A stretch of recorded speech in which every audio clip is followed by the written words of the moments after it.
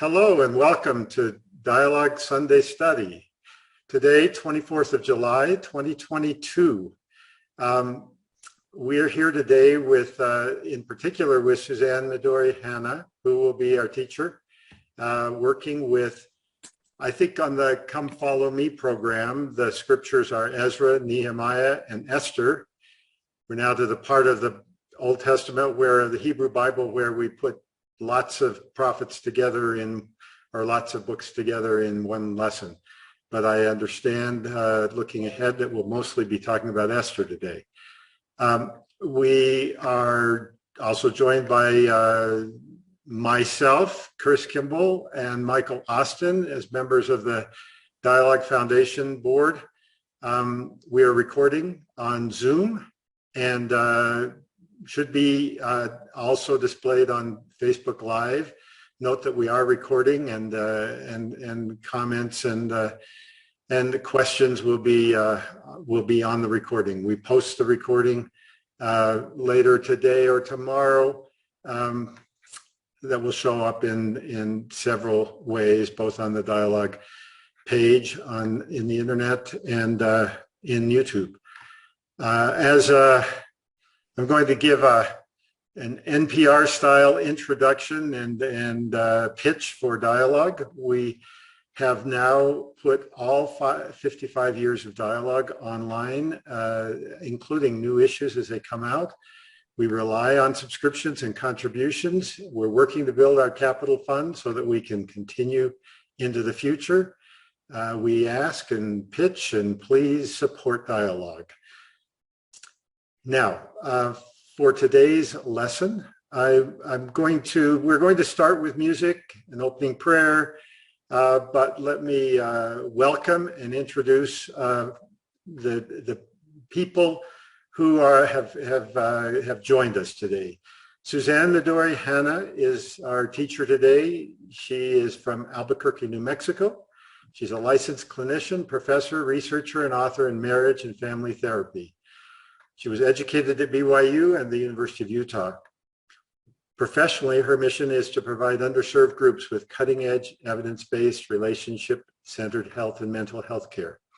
Her textbooks have been translated into Spanish, Chinese, Hungarian, and now Korean in process. She's a longtime Dialogue subscriber and uses Dialogue in her work. She has taught Sunday school for those who are neurodiverse and has served in various presidencies in Utah, Wisconsin, and Kentucky. As a longtime lifetime member, she is of the church. She says culture is an organizing dimension for her faith. Given an upbringing as the only daughter in a biracial, mixed religious, blended family with a Down syndrome brother, a Croatian uncle, African-American nannies, Native American friends, and the world's best Mexican food. She's currently working on 3 books, one to guide faith communities toward trauma recovery practices, another about radicalization and violence prevention, and a third with Pumsa Sikishishe, working on that name, entitled Gobofango, Lost Son of Kosa Warriors, which was presented at the 2021 Mormon History Association. She's currently a part-time professor for Capella University and lives in Moreno Valley, California. We also have with us Pumsa Sikishe, who is the executive director for Ebony Equity, a consulting company in Johannesburg, South Africa. She has studied business entrepreneurship at Ensign College and Utah Valley University, and fashion and luxury brand management from Bocconi University. She has worked in marketing for companies in Utah and California and sales and global logistics for top German companies. Her team has experience working in transformation strategies for top South African companies. As a member of the Church of Jesus Christ of Latter-day Saints, she has served in a number of capacities as State Young Women Presidency, as a primary president, and public relations specialist. Her mother helped translate the Book of Mormon, Doctrine and Covenants, Pearl of Great Price, and the 2019 Temple Ceremony in the Xhosa language. Phumza represented her review of Gobo Fango, Lost Son of Xhosa Warriors, at the 2021 Mormon History Association. And for our closing prayer and comments, we have also with us Jen Lee Smith. Jen was born Mormon in Taiwan and raised partly in rural Utah and the California ethnoburbs. She studied the social scientists at BYU and UCLA and is a PhD dropout, a mother to 3 gorgeous kids, a partner to 1 beautiful human, a filmmaker who identifies as queer and non-religious spiritual. She is co-editor of the newly released book, I Spoke to You with Silence, Essays from Queer Mormons of Marginalized Genders, published just the other day by the University of Utah Press.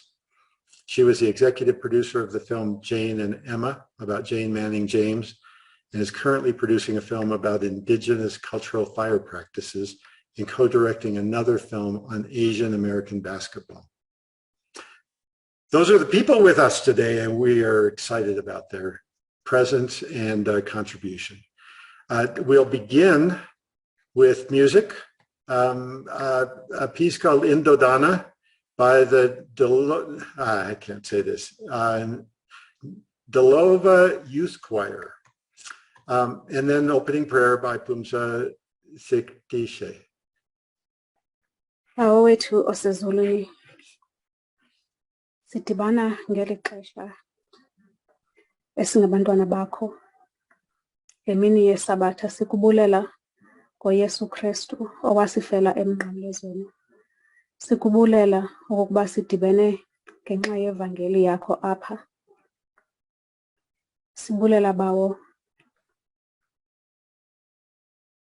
ngamazwi esiwafundayo xa sifunda iBhayibhile. Amazwi asixelelayo ukuba masenze ntoni ukuze sibuyele kuwe. Bawo siyacela uhambe nathi ngazo zonke imini, usigcine. Siyacela bawo umoya wakho uhle ube kuthi xa simamela isifundo sika Suzanne. Inhliziyo zethu zikwazi ukufunda, inhliziyo zethu zikwazi ukugcina umthetho wakho. Siyabulela ngazo zonke intsikelelo osinika zona. Siyazazi okokuba zonke zivela kuwe. Bawo siyabulela ngokuba siyakwazi ngezimini zinzima sijonge kuwe. Siyazi okokuba ukho, uza kusigcina, uza kusikhokhela. Sicela ke bawo xa sihamba siyokulala sibe sigcinwe nguwe. Sicela bawo ukuba sikhumbule wena nonyana wakho ngamaxesha onke. Siyazi okokuba yonke into esiyenzayo sithunywa nguwe, sithunywa ngumoya wakho oyingcwele. Zonke ezi zinto bawo sizicela ngegama likaYesu Kristu. Amen. Amen. Amen. Phumza, thank you. Thank you for joining us. I'm aware that you're joining us from South Africa, and I'm aware of the time zone differences. It's great to have you with us. I should have mentioned before I turn the time over, that's the traditional phrase, isn't it? That music, Indodana, is a traditional Xhosa Easter hymn. Since being introduced to it, I've added it to my cycle of music. Suzanne, you're on. Okay, thank you, Chris. Thank you, Phumza, my dear. I love you. Appreciate your spirit and feel strengthened by your prayer. So good morning. In California, it's morning. And I always start all of my presentations with a moment where I honor my ancestors. Now, I realize today is Pioneer Day in Utah. Down here in California, I would like to honor one of my Japanese ancestors before we get going. My great uncle, Manji Hanaoka, came to America and was born in Midori, Japan in 1884. He came here around 1918 to seeking a better life for his family. In 1943, he was sent to the internment camp in Jerome, Arkansas. On the way, his daughter gave birth to my cousin in the Fresno Detention Center, Hospital Number 2. In 1943, still there at the camp, he died in Arkansas from a stroke. He was only 59. In this life, he had no idea that in 2 more years, his older brother, Iematsu, and his family would also die, but instead in the Hiroshima bomb blast. He also wasn't here to be able to imagine his great-granddaughter, Lisa Masako Hasagawa, who would go to Harvard, become a voice for Asian public health, and work in Washington, D.C., where she would be invited to the White House many times for briefings and other events. On this day of honoring my ancestors, I think there's something poetic about Lisa being welcomed to the same White House that sent her great-grandfather to the camps 60 years ago. It was Lisa who found me a ticket to President Obama's 2nd inauguration. It was Lisa who took me to the National Cathedral for the inaugural prayer service, where we watched a children's choir sing their hearts out for the President and First Lady. And so today, I honor my Uncle Manji Hanaoka, a humble Japanese farmer, for giving me the chance of a lifetime through his great-granddaughter. I hope today each of you will also find a moment to honor a special ancestor of your own. Thank you for that. So today, sacred energy, Zion, and the book of Esther. 3 topics dear to my heart and that represent somewhat of a transition that I've made through the years, both personally and professionally, as I've wrestled with issues of gender in my clinical work, as well as in our LDS culture. The introduction that I had to gender issues in the church really came from Margaret Toscano's work in Dialogue in 1988, which I will get to in a minute. But on the way there, let me just give you a few things to think about from Albert Einstein. Intuitive mind is a gift. Rational mind is the faithful servant. We've created a society that honors the servant and has forgotten the gift. Margaret Starbird, has said, we must find ways to heal the wounded feminine in our own hearts and souls. And F. Jameson talks about in his classes on Eastern religion how the tradition of the feminine aspect of divinity has a long history through all kinds of places in the world, Japan, China, Tibet, India, Africa, Egypt, the Middle East, Greece, Rome, and Scandinavia, North America, all over the world. There has been some aspect of the divine feminine. The Eastern religious traditions have for millennia observed that if we fail to show respect for the female principle within and without, the results can be terribly destructive. So what happened to me was, during my clinical work, I began to see that rigid gender roles that I perceived to have come from cultural socialization could really get in the way of marital dynamics and resolution of marital conflict.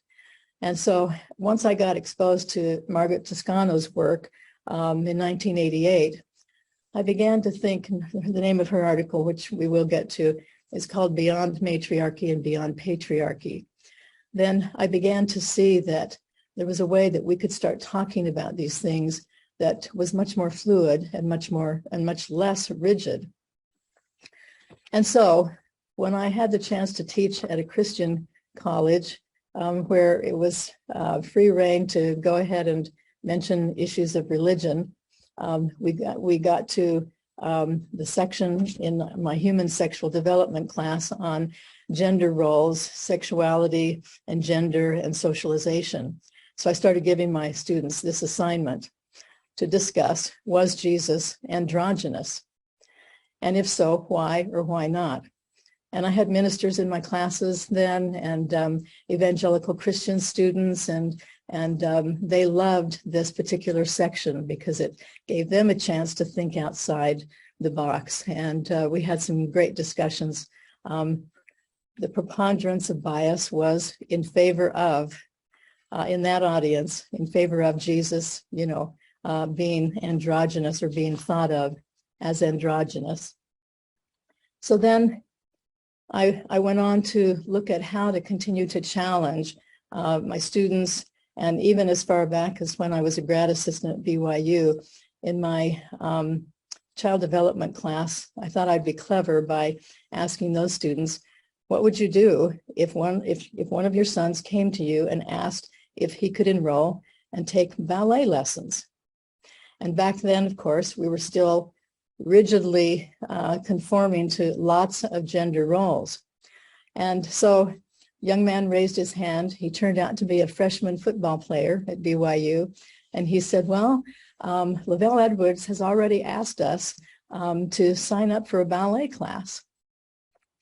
So if we ever wondered about the secret to Lavell Edwards' success, perhaps, in fact, this was one of his many secrets and gifts.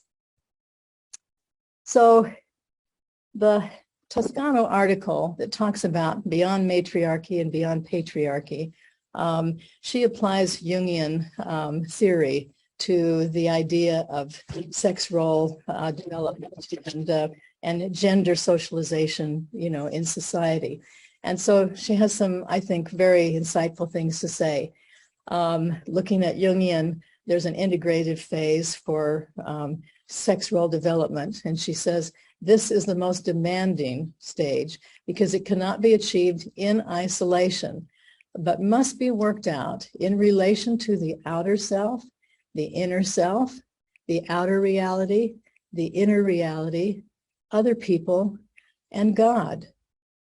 The integrative phase of wholeness, where all that was lost is reclaimed, particularly the feminine. Christ, as a double-edged sword, is paradoxical. Though he was male, he assumed the role of a female to give birth to a new creation through the blood he shed in Gethsemane and on the cross.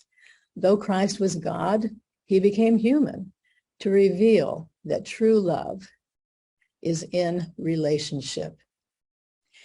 It takes a heroic leap to get beyond matriarchy and beyond patriarchy to a stage of integration and individuation. And then she says, and though the emergence of such a theology does not appear imminent, this is 1988, the rumor of it cannot be denied. So, armed with Margaret Toscano, and I won't hold her responsible for anything else that I might say today, then I've spent many years thinking about the balancing of these energies, and particularly the stumbling blocks that come about in the Western world because we have westernized, psychologized renditions and descriptions of femaleness, maleness, female energy, male energy. And we lapse into this language that sounds like personality traits or something more static. However, if we can think outside the box, work our way toward Eastern and Middle Eastern types of thinking, then I believe we come closer to Zion. Because in those traditions, feminine and masculine energies are not gender specific. They're a source of balance. And in our tradition, Zion is a condition of the heart in community with other people. Certainly, the book of Esther, for all that it may or may not be, is a really super great illustration of balancing energies, and how this can become a pathway to Zion. So let's move out of our westernized thinking about these things, if I might invite you to do so. And as well as any gender stereotypes that continue to linger even after Title IX in the US. And I might say, just as a shout out, because of my work in neuroscience, shout out to the Eastern Hemisphere, as it were. Back when I was a young psychotherapist, we thought of all kinds of aspects of the culture as sometimes being trivial. For instance, anything that had to do with holistic sort of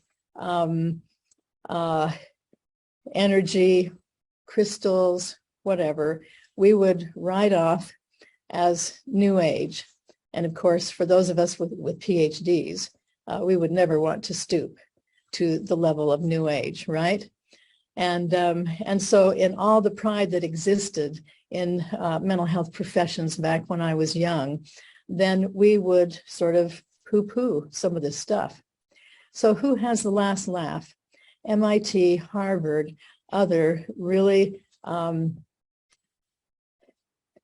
important places are doing clinical trials in yoga, meditation, and even in medicine, for instance. There's a study on meditation and leukemia symptoms. So all of a sudden, the West has discovered the East, and we're developing, we, meaning the field of mental health in the Western world, is developing a much more holistic approach to helping people with their distress. So I invite you out of our westernized, psychologized, clinicalized, labeled world into this world where we look at energy, elements, the cycles of nature, complementarity, polarity. Let me just whisper, since Margaret talked about the rumor, that still exists. Let's just look at a little bit of our scripture. All things, there must needs be oppositions, okay, polarities in all things. All things must needs be a composite in one. And so light and dark. And so these ideas, see, that we consider to be more holistic, more balanced, and helping people develop greater wholeness internally, really then speak to our own gospel traditions related to balance, wholeness, that kind of thing. So let's look again just at words to get you to keep you into this other mode. What are some elements and cycles? Water and fire, earth and sky, moon and sun, nighttime and daytime, feminine and masculine energies. Slow, fast, soft, hard, flexible, solid. The reason why I'm taking these with only the slash is because, again, if it's a composite in one, which is what our wisdom traditions in the East would suggest, then slow and fast are one entity, and they need each other in various ways.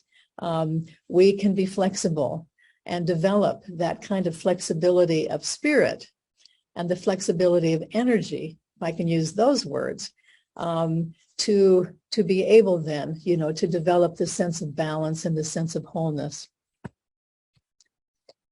Okay, and then in the Taoist tradition, we do have, what most people have heard of as the yin and the yang. And so light and dark, high and low, hot and cold, life and death.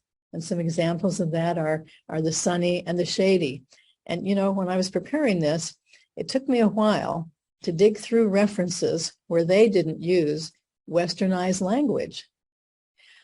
Because the westernized language is really much more critical, categorical, and does not create this sense of fluidity and the sense of complementarity. So, for instance, the ocean has waves that are up and down.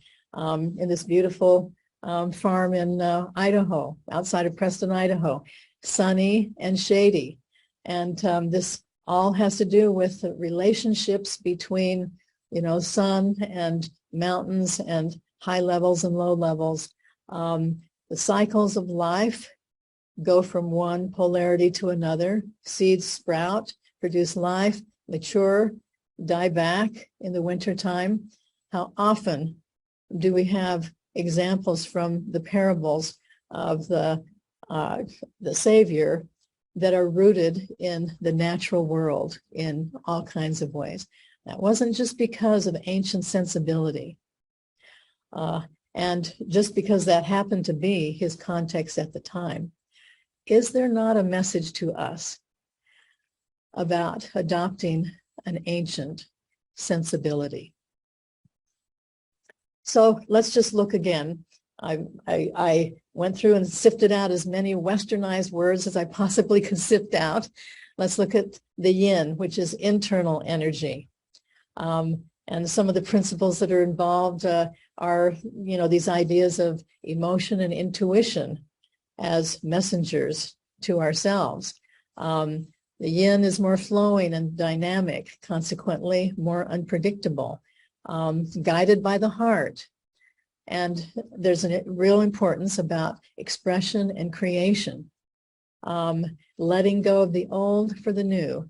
I have an interesting case study in a few minutes about that. And some examples then have to do with the fact that creativity may just spring out of thin air. We will see this in the story of Esther, for instance, and how a river, has many contrasting elements to it. Slow, fast, white water, calm pools. And then because of that guidance from the heart, the yin provides more power for facing our inner demons. And so looking at individual possibilities, looking behind the scenes, between the scenes, under the scenes, also illustrated in the story of Esther. And then certainly what is a universal process in not only mortality, but during the lifespan. We have death, rebirth, and transformation ongoing throughout the entire mortal lifespan. And so these are some of the cycles and some of the processes that are associated more with internal energy, the yin. Then the yang is focused more external energy, action, structure, rules, clarity, being protective. So these are folks. There's a sense of go and get, a sense of being predictable, being able to take rules and establish some order, logic, having a goal and pursuing that in a direct way, being protective and being able to switch, shift positions when they fit within a set of values. And we'll see these played out in the story of Esther as well. And so that's why the yin and the yang, of course, go together. It's not one or the other, but how much balance and fluidity and integration can we achieve, within the inner self. Okay, if I could have my discussants come on board here now, I'm going to stop sharing for a minute, just see if we have any thoughts from Jen or Pumza related to these energies, related to these ideas of wholeness, balance, and any critique, reflections that you might have are welcome.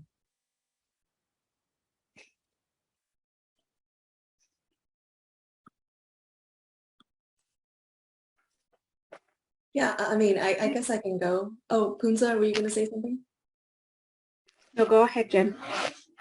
I was just about to write in the chat. I was saying this is very well said, and also important to remember that because even though we do have the yin and yang, and they do look and appear as binaries, it doesn't mean that we necessarily must live according to binaries.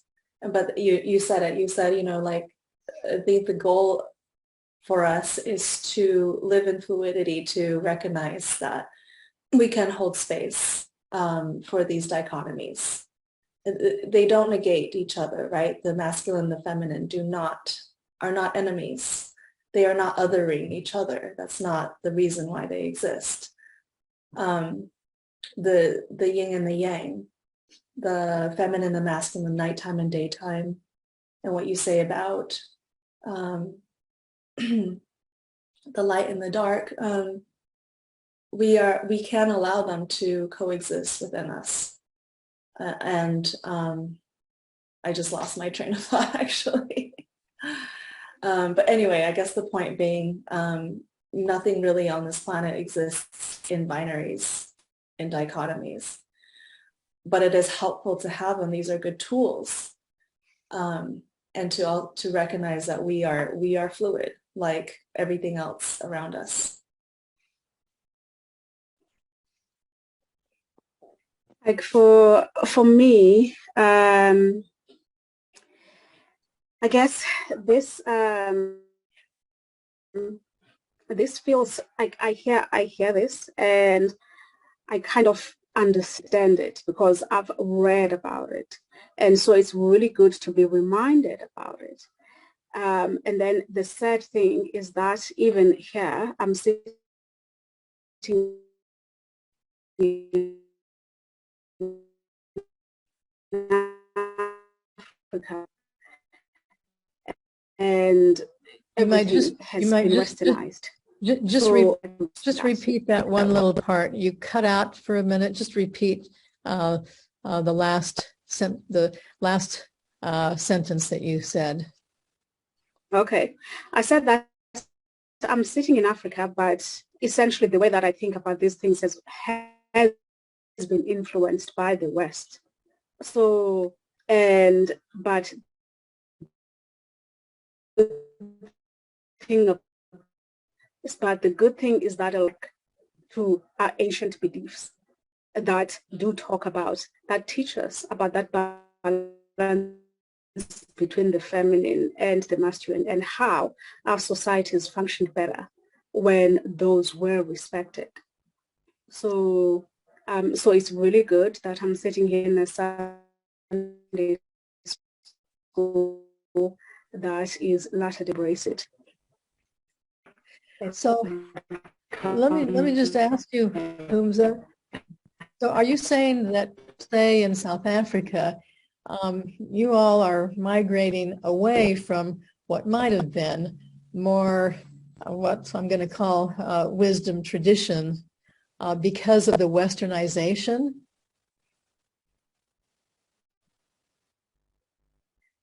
Okay, just repeat that question again. Are we moving away from? Okay, so I was just curious whether you were saying that there's sort of a little bit of a drift away, even in, say, South Africa, from what might have been wisdom traditions because of the westernization of the country. I'm going to call it contamination from the West. I think that happened from the 9th century when the missionaries came. So where essentially most of us did lose that wisdom tradition. And essentially most of us were detached from our wisdom traditions because of Western contamination. But now in the 21st century, many South Africans, I won't talk about the rest of Africa, but many Black South Africans are waking up and re-embracing those wisdom traditions and listening. And that we essentially, it is grounding us better, going back to that wisdom tradition. And like, just to give an example, there's always been this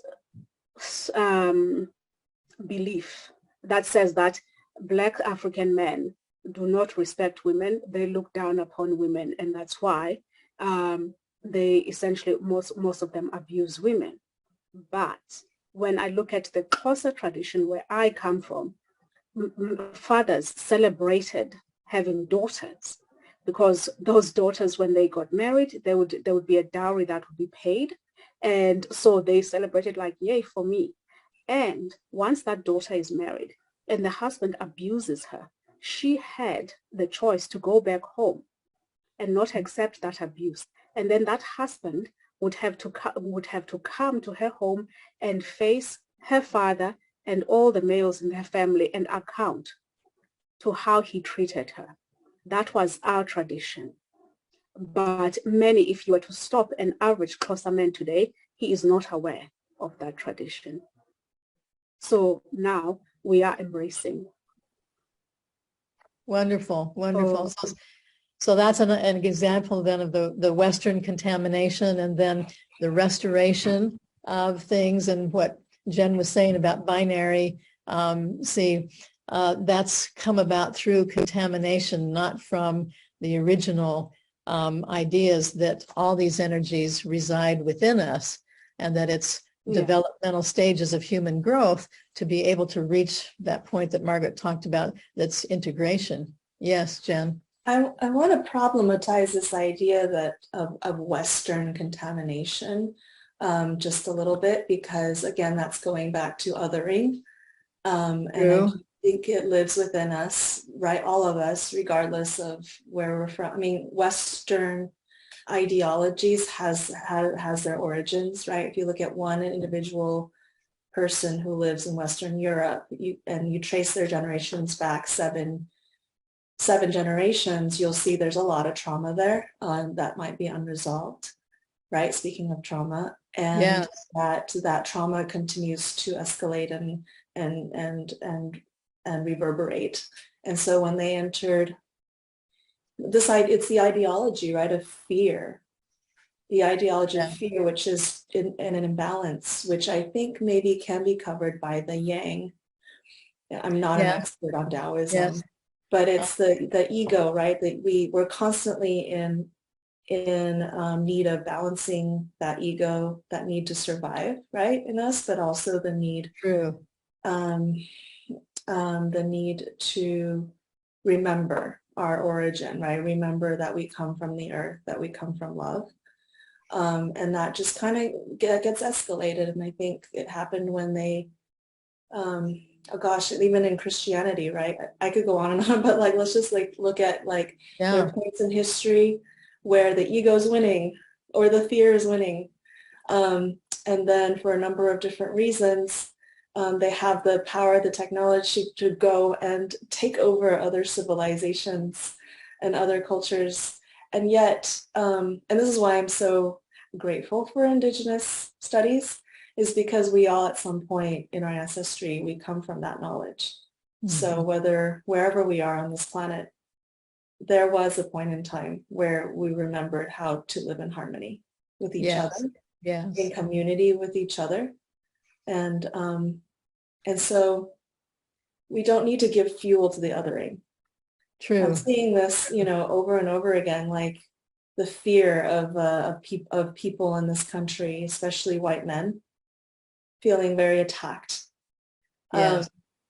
because we are kind of using that same tool of fear against them. And so ideally we remove that imbalance. Ideally we go into the more, like you said, there is an imbalance. There's less of that feminine energy now. And we all have the capacity to tap into it, regardless of what we look like, regardless of what body shell that we inhabit. We all have the capacity, right, to take that energy and use it, not using that masculine energy against a hyper masculine force. I mean, that's not going to achieve anything. Right. Well, thank you for calling me out on that. I appreciate it greatly, because in fact, then, see the narrative, I am guilty of moving pretty quickly into a more polarizing type of narrative.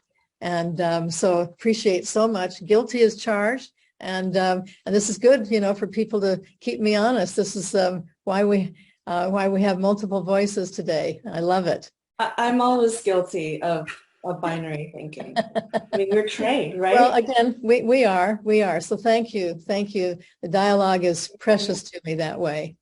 Suzanne, could no, I'm going to invite myself into that comment. Go ahead, Chris. That for my own experience, I see people and myself finding it ego satisfying, but also easier, and that may be the point, easier to pick masculine or pick feminine or pick the the tide coming in or the tide coming out, and take an extreme, take one pole of the discussion. I find that fluidity, that integration are hard work. It is, and that's the simple point. I think what where you're headed, or what you're talking about, is asking of us more than taking any one pole. The integration is real work. True, very true, and not for the faint of heart many times, well, so Zion, why did I want to go towards Zion with all of this? Actually, in my darkest moments, from a faith perspective, Zion has kind of been the iron rod for me. Zion is what I cling to, the hope of Zion, and what can I do to promote Zion? And that brings me out of my funk every time. So there's only a couple of problems with Zion, and that is in LDS doctrine, there's a lot of confusion. It's complicated. The term appears all through the standard works, but each of those has its own purpose, its history, its translators, its context. And so we hear Zion for this and Zion for that, and it's kind of a jumble out there in the standard works of the LDS Church. So is it the chosen people? Is it a location? If so, where, who, when, what? And the topical guide, goes through just a lot of different places where the word appears. And probably the most dated, telling one is a reference to Zion being probably in North and South America. So don't worry, Pumza, you're going to have another chance to comment here pretty soon. But so it's complicated when we look, at our canonized, bodies of work. However, if we look, somebody like the late Hugh Nibley in his book on Zion, then, he reduces it down and looks specifically at these main points that come out of both, the city of Enoch, as well as then looking at within Zion, what is it? So Zion is the pure in heart, but he says in this chapter, not individually, it's got to be collectively. And so again, another sort of binary, we certainly have to start with ourselves to develop, and to become pure in heart on the one hand. On the other hand, he says Zion is about coming together then and forming a community, a society, an environment that is pure in heart. And so, he mentions it as the eternal order. We know about the city of Enoch, one heart, one mind, and no poor. Along those lines, then, charity is considered the pure love of Christ. So the pure in heart have the pure love of Christ. And then he makes probably what is a characteristic controversial connection, because Nibley was such a social critic in so many ways while he was alive. So he points to Jacob 2. I'm not going to read all 4 of these verses, but what he does say then, when he's talking about, riches and making progress in the kingdom of God, then in verse 19, once you've obtained a hope in Christ, now that would be repentance and accepting, an atonement for sins, then ye shall obtain riches if ye seek them. And according to the verse, ye will seek them, not you can or you might, you will seek these riches for the intent to do good, to clothe the naked, to feed the hungry, and to liberate the captive, to administer relief to the sick and the afflicted. So in Nibley's sort of characteristic way, which he was known for when he was alive, then he's saying the only reason the Lord allows people to have money, this is his way of stating it in his book, is so that they can help the poor. And that opens up, all kinds of cans of worms, for people to struggle with. That then, becomes part of this environment, that we have this environment of seeking, to clothe the naked, feed the hungry, help other people, and to share what we have. And I notice that there aren't any words in here like the worthy poor or self-reliance or any of those kinds of concepts at this point in time. It's just sort of uncategorical in Jacob. And of course, Hugh then, Nibley takes it to that extent. So I would like to know what each of you might have to say about just this whole concept of Zion, about this, perfected community, about how it may start as something where we work on individually, like speaking of balancing energies, that sort of thing. But if it's only that and it stops with the individual, then Nibley says it's not Zion, not unless you have a community and a collection of people. So what say ye about some of that?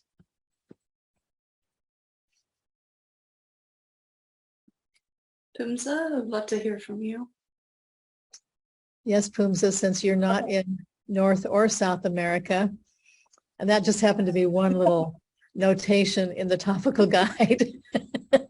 Yeah, that's fine.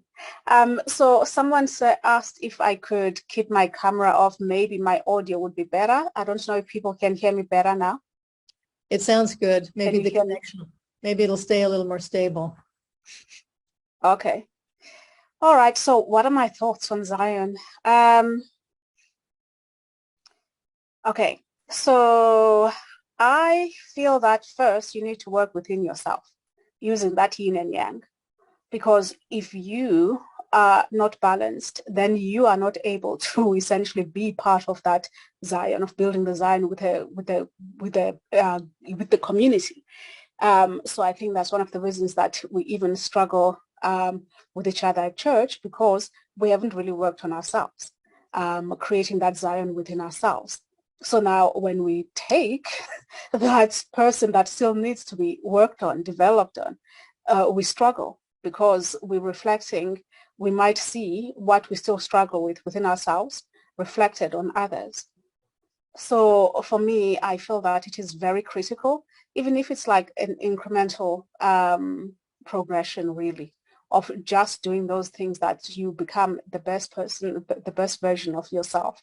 Yeah, we are human. We'll never be perfect in this world, but I think if we just work on it, then we're able to help build that Zion, and we're going to be even more compassionate when we see others still struggle and we see that person is also trying, instead of like essentially throwing them under the bus. So, and as a South African with a beautiful South Africa, I feel that I am in Zion anyway. So. Well said. Well said. Thank you. Yeah, I love that so much. And I do think that you're absolutely right about going within. And I can't cite the first and second commandments, but I feel like the spirit of it was, to love God and Christ, and to love our neighbors. but doing so as we love ourselves. And so Right. that order of importance, and now having done some like trauma studies myself, like you really have nothing to give if you have nothing within you. And maybe your guardians also have nothing within them, so they also couldn't give you anything with which to love yourself with. So you got to love yourself first. You got to feel that, know who you are, know your own sense of belonging within yourself, and then you can love your community. And we all need that. I mean, in every religion you find that these are the basics. You love yourself, you get to know yourself, and then you have a connection with your divine. And then what we really need as humans really is community. Mm-hmm. We really need that. We need each other to help us learn how to love ourselves better and to love each other better. And I'm reading these comments here, about the paradoxes, right? Non-dualism, consistent with non-dualism, Zion must be full of polarities. Yes, it cannot be a monolithic community. It must be full of diversity and fluidity, right? And we need to make room for each other constantly. And that means change. And I think that now we're battling against the fear of change, battling against the fact that if we just get here, we will be safe forever. This idea, right? Like, I just need to get here, whatever here is, and I will survive, and I will survive so well, but it will be at the cost of other people. That's rooted in fear. If we can allow for a greater community, a greater Zion, yes, that will only enrich us. And what you describe is really the legacy of intergenerational trauma within the LDS community. Mm-hmm. Anyone who has pioneer ancestors, myself included, has the effects of intergenerational trauma in some sort of way. And so for us to take our woundedness and to work on ourselves so that we can then make a safe space, not only for ourselves, but for others who are wounded, then to me, that helps us to take these polarities and calm the waters of trauma down, so that we can love ourselves and love others.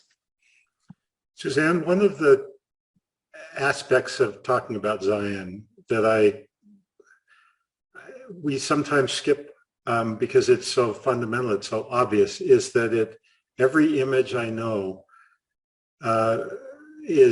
reflects a now, this world, my neighbors, our community.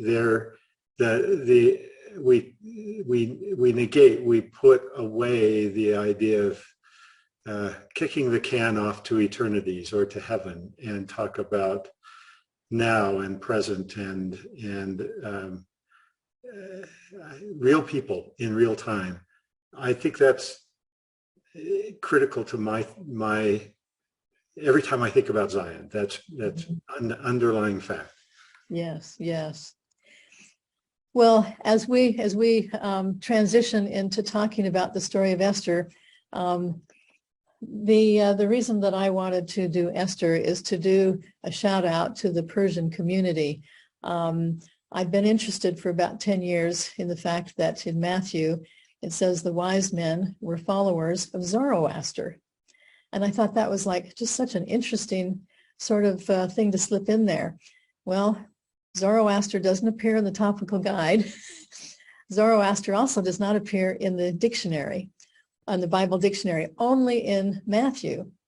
And so I began to sort of research this, and I'm happy to say that in our LDS Bible dictionary, there's a very complimentary little commentary on the wise men from the East.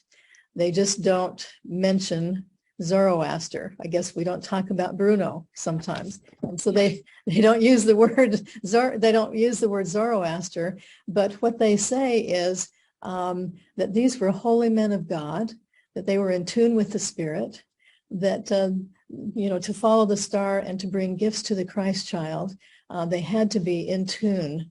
And that for people who might cast them off as astrologers, the dictionary says that's a gross misrepresentation, because they were prophets who had the gift of prophecy and were able then to come and provide their gifts to the Christ child. So hooray for the LDS dictionary if you look under wise men from the East. And so the shout out to Persia, which is where Esther is because about 6 months ago, I started trying to go about once a month down to the Persian branch that's in the Newport Beach stake here in Southern California. And the first time I walked into the door of the Persian branch with about 20 of the sweetest people you ever want to meet on the earth, I felt like I had come to Zion. And they have headsets to translate for those of us that are English, but the services are held in Persian. And so I got interested in Zoroastrianism as sort of that backdrop to how did these people become so good and then to be so ready, for something like, Mormonism. And so here's just a little bit about Zoroastrianism. The purpose in life for somebody that follows Zoroaster is to bring happiness into the world, which contributes to the cosmic battle against evil. So where we might talk about good and evil, and they do too, all of a sudden happiness is the antidote to evil. And I find that interesting. And they have this phrase, and people in my branch have mentioned this phrase: good thoughts, good words, good deeds. Practicing charity keeps one's soul aligned with Asha, and that's the monotheistic God, and thus spreads happiness. So charity spreads happiness. This is the duty of both men and women alike, charity. And then being good for the sake of goodness and without the hope of reward. I thought that was like just really a spectacular conceptualization of what Zion would be. We're beyond reward, beyond patriarchy, beyond matriarchy, beyond the reward system. I believe Steve Young in his new book calls it something like merit badge theology, if I'm not mistaken. And so I've already actually explained the LDS Bible Dictionary to you as a prelude to this, but Zoroastrianism then was the state religion in the Persian Empire. And the Persian Empire, in its heyday then, was in fact the first, according to National Geographic, the first superpower in the world. It went from India all the way over to parts of Greece and down into Africa, into Egypt and Libya. And if you look in the LDS Bible, in the maps in the back, I believe it's map number 12, shows you the Persian Empire. And this was then the empire within which Esther rose as an orphaned Jewish girl. So one of the controversies is who wrote the book? Is it fact or fiction? And, we probably don't even need to talk about that, given that we're in the Old Testament anyway. However, according to various Jewish sources, there's some migration around the idea that it was probably Mordecai and maybe edited with Esther. And then later, there were a group of people called the Men of the Great Assembly. And these were 120 prophets and sages. Maybe it was their correlation committee, an ancient, I shouldn't even use that term, that then kind of oversaw the holy writings for the Jews during that second temple era. So the story of Esther has also been criticized because there is some needless violence, certainly far from the spirit of Zion. There is this turn of events which then leads to some violence that's perpetrated by the Jews who are actually saved from genocide. So they sort of switch places. Sounds a little familiar, like in the Book of Mormon, going back and forth too. However, it is the only book in the Bible that does not mention God, and people are always wondering why that's the case.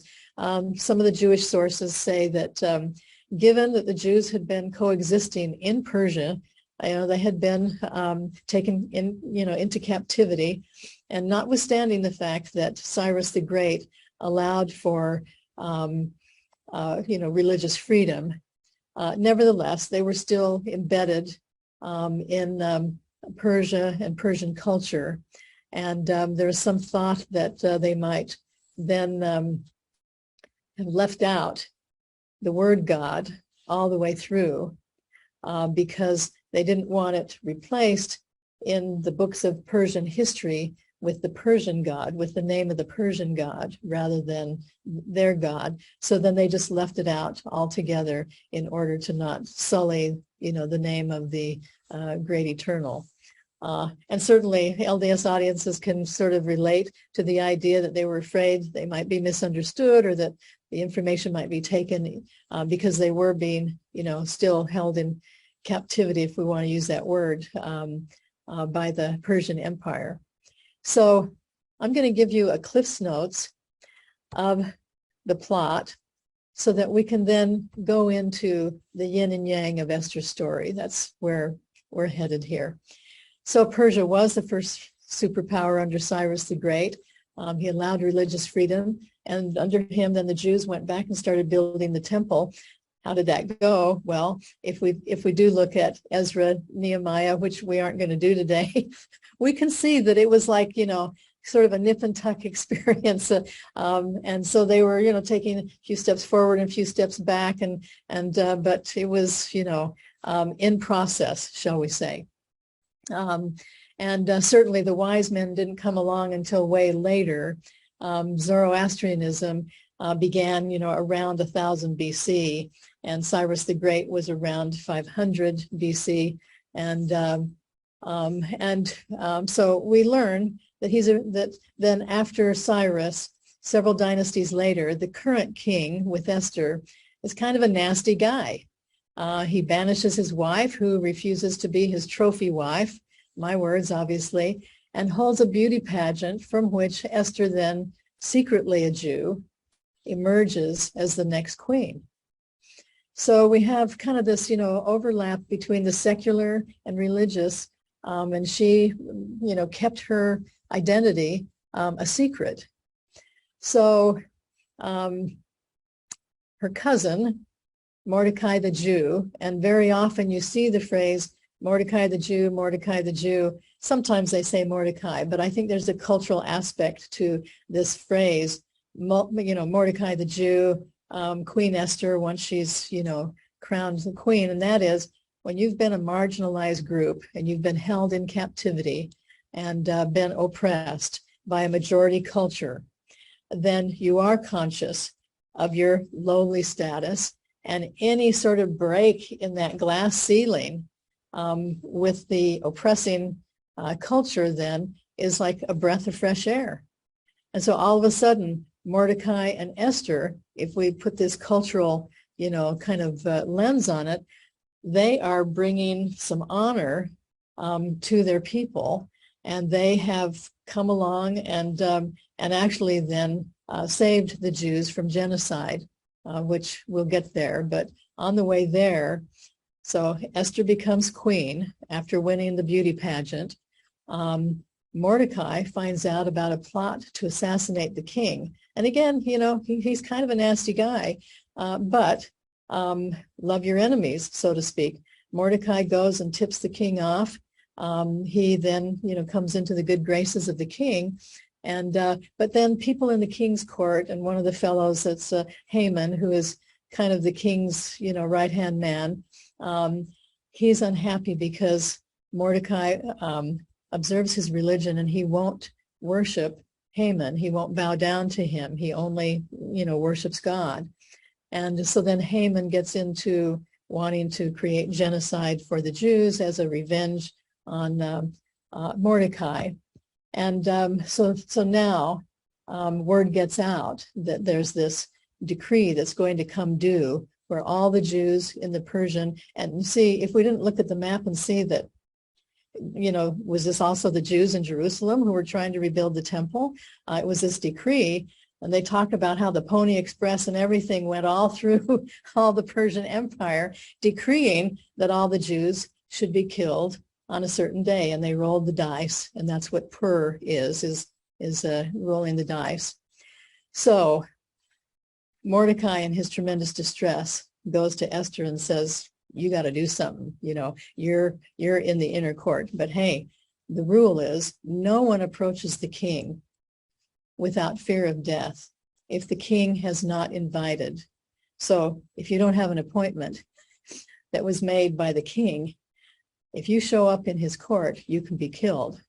I guess that's their brand of, Secret Service agents. And so Esther said, I can't go to the king, even though I'm queen. He could kill me if I just show up unannounced. And so they labor around this, and I'll get into the yin and yang of this in a minute. But as it turns out then, between Mordecai having saved, that assassination plot, and then Esther thinking through what she could do to be helpful to her people. She's got her cousin Mordecai, who was like a father to her. He's torn his garments and preparing for death. That's how serious it was. That's how grave the danger was. And yet she also could be killed. Of course, nobody knows that she's Jewish yet either. And so what happens is a wonderful blend of yin and yang that we'll go through in the next slides that brings the turn of events. Esther reveals her true identity as a Jew, is able to then have Haman punished for his evil designs. And you see some chiasmus going on in the story that people talk about from a literary, perspective. And so all of this gets reversed over time. The decree for genocide changes into a decree that Jews can defend themselves against unjust oppressors.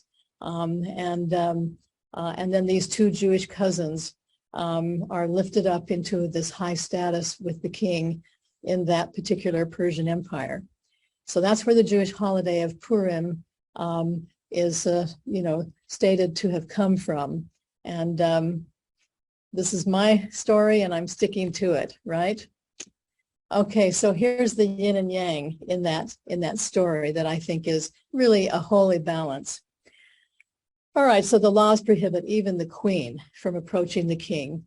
And so you have all these rules. It's a very rule-governed and predictable structure. That's yang. The king has already emphasized his power by banishing his earlier wife, who refused to be a trophy wife, my words. That's yang as well. So we got a lot of yang flowing along here now. We're going to see yang come about for good in a minute. Esther's fearing death. And as Mordecai goes to her and says, you got to do something to help, then she's saying, hey, I might have to, I might be killed. So what she does is retreat into her inner power. She uses her own internal power. She steps back into the shadows and asks all to fast for her for 3 days. And she and her handmaidens and the rest of the Jews in Susa, which is the capital of Persia, will fast for Queen Esther.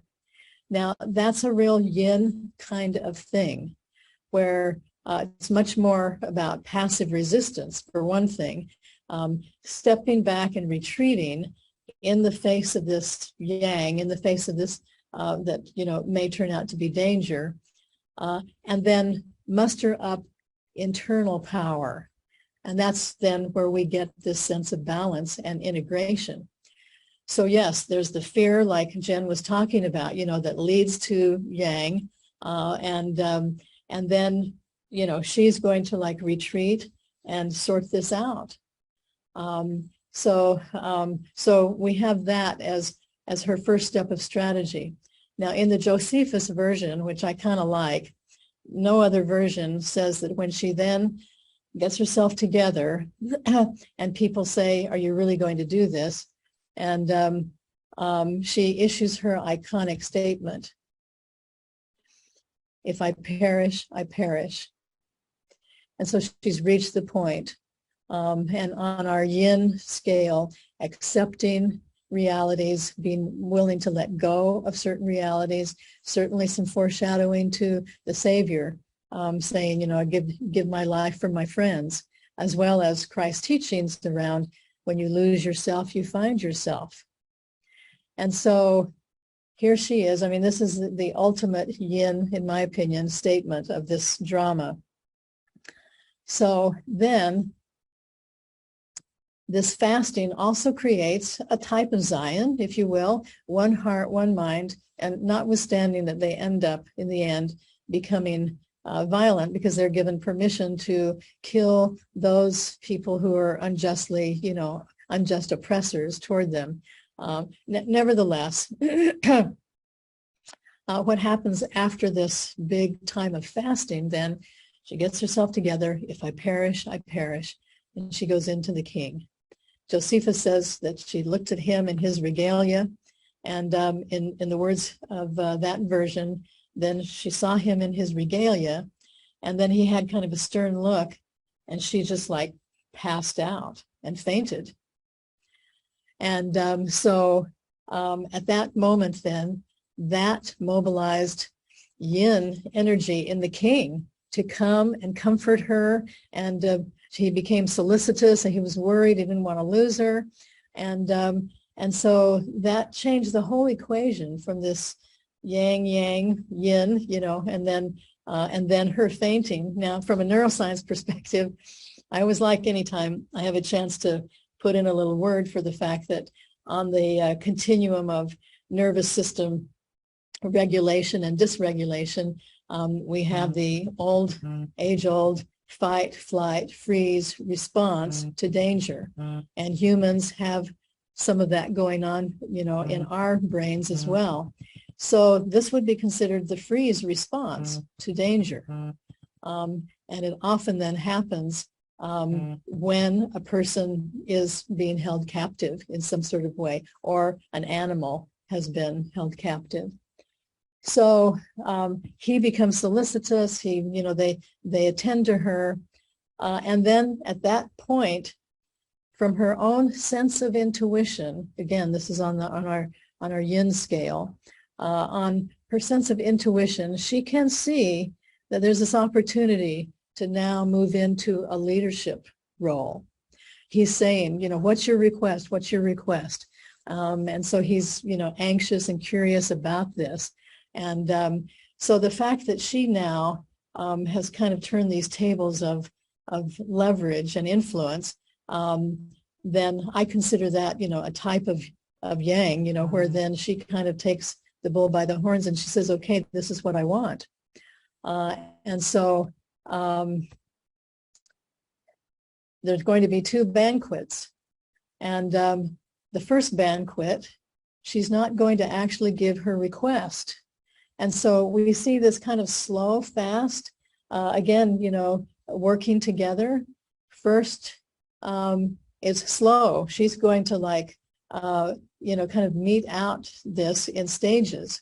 And so they hold a banquet, and the king says, you know, tell me what, you know, what is your wish here? What, you know, I can give you half of my kingdom, whatever. And she said, well, you know, I'd like to have another banquet tomorrow. And so the pacing of this, I want you to kind of look at that as, again, this yin and yang in combination. She's not just going to like jump, you know, and start begging him to save her people. She's kind of, you know, staying in his good graces there. You know, he's drinking a lot. Maybe that has something to do with it. And so she's looking, you know, at reading the situation and using her own intuition to kind of create this plot. And so, sure enough, during the night, between the first and the second banquet, the king is also sort of mobilized, has some sleeplessness, kind of like Cyrus the Great did. And he's reminded about how Mordecai saved him from assassination. So in the morning then, and during the second banquet, then he comes sort of remembering, you know, and wanting to kind of honor Mordecai and to give Mordecai his just dues. So nothing could be, a better environment now for Esther to say, well, I want you to consider changing the edict on my people. And she comes out. So basically, I'm Persian. These are my people. The decree says that all of us should be killed. And so I'm here, to plead the case for myself and my people. And so then we see, both the pacing of this and how then she took a breath. First she fasted. Then even after she had the attention of the king, she kind of stepped back, took a breath. How about coming back to dinner tomorrow? And let's just, think this thing through. And whether she was getting up the courage, we don't know, but that second banquet, then she becomes more direct, more assertive, not aggressive, but she continues to respect the status of the king while also then laying out the plight of the Jews and Haman's evil plan. And so there's really, I think, a balance here, because yang can be about protection and values, according to that one chart that we looked at. And so she's now, on behalf of her people, protective and directive. And that's, that would be on the yang part of it. And the yin part of it is that the sense of timing, the sense of, unrolling this in kind of a slow way and having a say about how the events unfold. So then the third stage of this, it's not another banquet, but she then tearfully, it says in the scripture, then also pleads with the king to reverse that decree. So it's not enough just to punish Haman and to elevate Mordecai, but there's this decree hanging out there. There's a policy that throughout all of Persia. And so she's still in, a mode of being humble and respecting the power of the king, and then requesting that he use his power to reverse the decree. And so he does go from being kind of this nasty guy, to being influenced by the way Esther has sort of orchestrated this process. And so then she continues to be empowered and taking charge in various ways, uses her leverage, in a respectful way. And again, then still has the emotion where she's now reached the point for herself of doing this on behalf of other people. And she is no longer, worried about her own death, but she's made that transition also into then staying sort of single-mindedly related to the dangers of her people and what she can do to influence the king.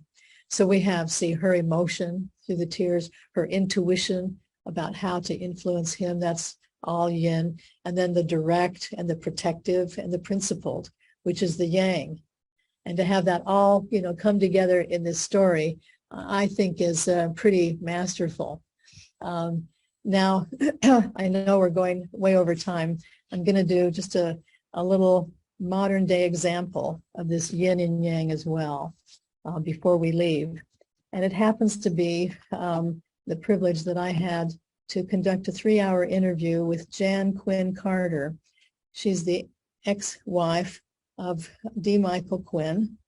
And while we enjoyed all the gifts that he had to give us while he was on the earth, probably we didn't think that we were enjoying his gifts at the expense of his wife, ex-wife, and children.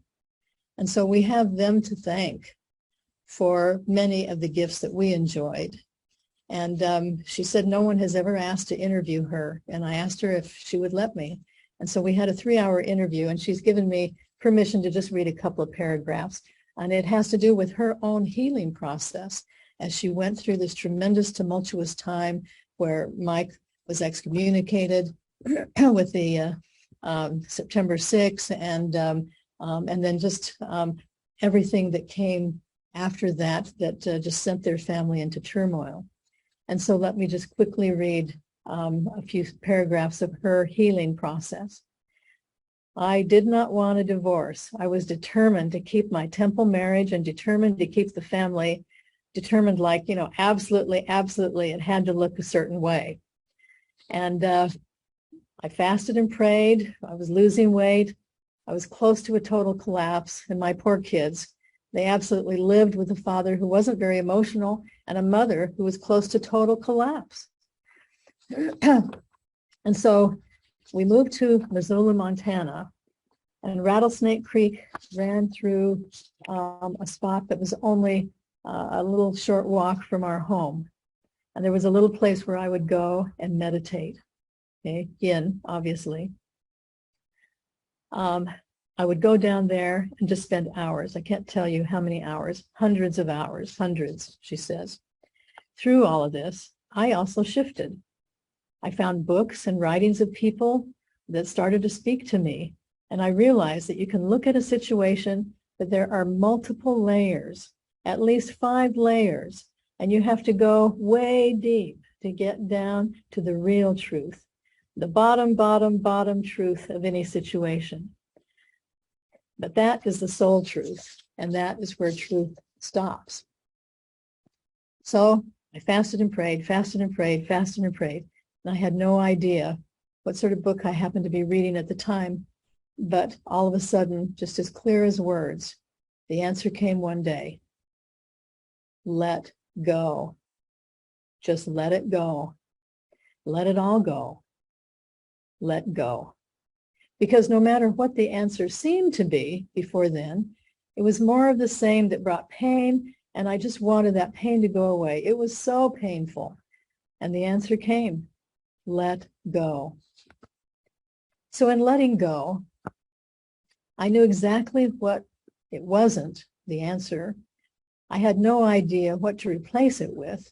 It took years to rebuild, years, but they were, I have to say, the most adventurous years, the most personally self-discovering years about me. It wasn't about Mike. I mean, it was because he was part of this picture for so long, but it was really about rebirthing, literally rebirthing myself.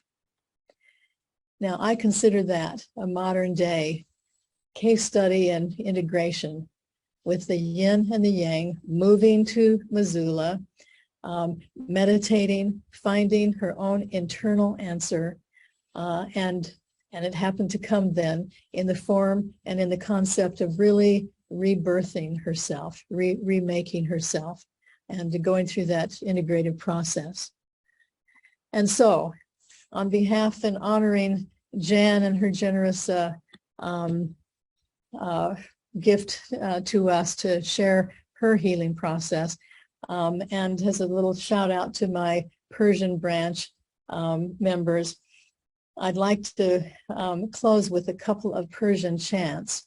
Now, these are adaptations from the Persian beloved poet Rumi.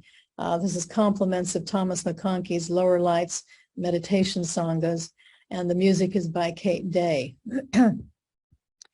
When was I ever made less by dying? I'm in the ocean and the ocean's in me. When was I ever made less by dying? I'm in the ocean and the ocean's in me. And we chant this over and over. And the idea is that it brings a sense of community and connection, that we chant this together and feel the energies that are shared as we go through this chant. So again, looking at the internal energy of the yin and looking at restoring that, then we see these various parts of Jan's story, of Esther's story, creating creativity out of thin air, really out of fainting in front of the king, and for Jan, out of meditating hundreds of hours, the emotion and intuition that came to fruition in all of that, the sense of flow and dynamism, in the pacing and the time that it took these women in each of their situations, guided by their hearts, having the courage to face their inner demons. If I perish, I perish, and then being able to see, not with their eyes, but see possibilities that at the time were invisible, but could be felt. could be known through, that yin energy. And then letting go of the old. We look at both Esther and Jan, and then the fact that death, rebirth, and transformation leads to more creation. And so, as a reprise of Margaret Toscano, again, looking at some of her wisdom, the most demanding is that Zion can be achieved. It can't be achieved in isolation, but must be worked out in relationship. The outer self, the inner self, the outer reality, the inner reality, other people and God, that integrative phase of wholeness, where then we have a balance of both and all of these types of energies. And so on that note, a little nod to the spirit of Zion. This is another adaptation of Rumi. And in fact, the actual poem, after he says, wanderer, worshiper, lover of leaving, the actual poem says, we are no caravan of despair, even if you've broken your vows 1,000 times. Come, come yet again, come. Come, come, whoever you are, wanderer, worshiper, lover of leaving, we are no caravan of despair. Come, come, yet again come. Come, come, yet again come. And with that, I leave you my thoughts about Zion and the restoration of a holy balance. As Margaret said, though the emergence of such a theology does not appear imminent, the rumor of it cannot be denied. And I leave you these thoughts in the name of Jesus Christ, he who was sent by balanced people as their greatest creation of holiness and integration. Amen. Amen. Amen. I would love to have some discussion. Thank you very much, Suzanne. I think we, at this point, will call on Jen for closing prayer and wrap this lesson with your closing words. Thank you. I am newly without language for prayer, but as Anna Green Gables said, I like to feel prayer. But I'm going to attempt to borrow from other traditions in this prayer. And I'm recalling one of my favorite quotes from Rumi. Beyond ideas of right doing and wrongdoing, there is a field. I will meet you there. And a Ute prayer says, treat the earth well. It was not given to you by your parents. It was loaned to you by your children. We do not inherit the earth from our ancestors. We borrow it from our children. The Zoroastrian prayer says, may my family and friends live happy and healthy and long. May they live for 1,000 years. I praise good thoughts, good words, and good deeds. I praise righteousness. Righteousness is the best. The gift of the good mind leads to Ahura Mazda. Ahura Mazda gives authority to the one who protects the oppressed. And I say this in my